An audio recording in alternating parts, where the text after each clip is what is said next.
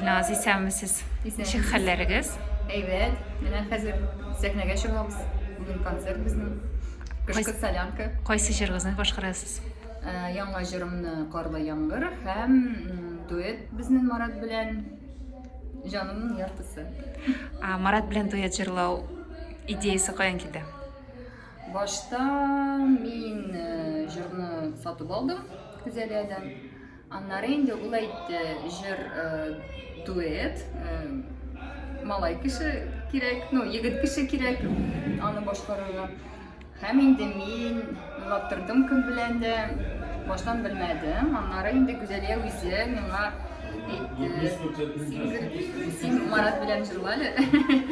Ул япеш малай, тырыш малай, Мәскәүдә сиңа аның белән әйбәт булыр җырлаган.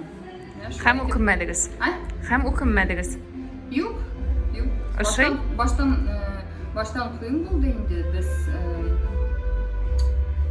күп итеп спорлаштык. Ничек инде спорлаштык? Бәхәсләштек. Күп итеп спорлаштык. Аннары инде мин бик анарга рәхмәт. Мин анарга бик шат аның белән җырлау өчен. Димәк, бәлки киләчәктә тагын берәр дуэт булыр. Марат беләнме? Әйе. Марат белән белмим. Менә сезгә Инстаграмда сораганнар, Марат белән җырлавыгызга тормыш иптәшегез ничек карады дип, һәм сез анда кискен генә җавап бирдегез. Һәм бу дөрес җавапмы? Бөтен кешегә инде хәзер как интересно. Без аерылдык.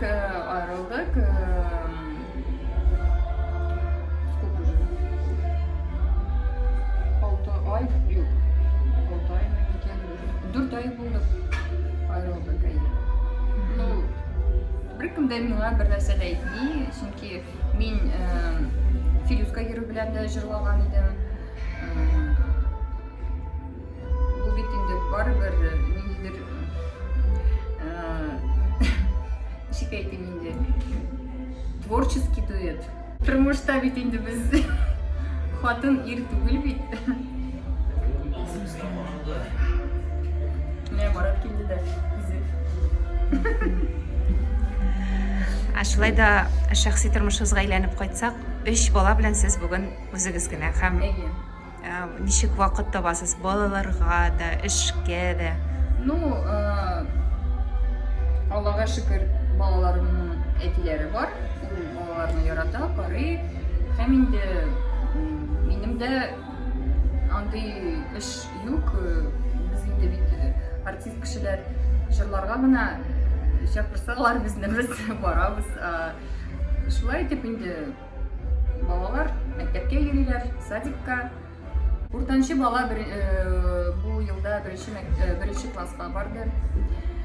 Һәм инде аларның анда проблемкалары бар. Анда дәресләрне ясый, анда да алар уйныйлар, җырлыйлар. Һәм инде миңа инде рәхәт. Әтиләре ала балаларымны. Атнага 2 мәртәбә ала. Миңа да ял итәргә бирә. Әтисе белән сез, димәк, дустана мөнәсәбәтләрдә калдыгыз. Әйтмим. Мин инде үзенчә бик ачык кеше. Мин үпкәләмим. Мин барыбер инде үпкәләсәм дә барыбер аның белән язылышам. Без күрешмибез. Чөнки безнең аерылу күптән түгел генә булды. Сез аны бер тапкырда Инстаграмда да күрсәтмәдегез. Бу нәрсә беләндер бәйле идеме? Беренчедән соң ул үзе яратмады. Аны күрсәтергә риза бирмәде. Һәм инде мин үземчә инде нишләптер күрсәтмәдем инде. Күп сораулар килгәннәр. Нишләп иреңне күрсәтмисез? Мин әйткән идем. Ничек инде русча фраза бар бит, счастье любит тишину. Чтоб күз тимәсен өчен. Барыбер бит. Ходай күбрәк күрә.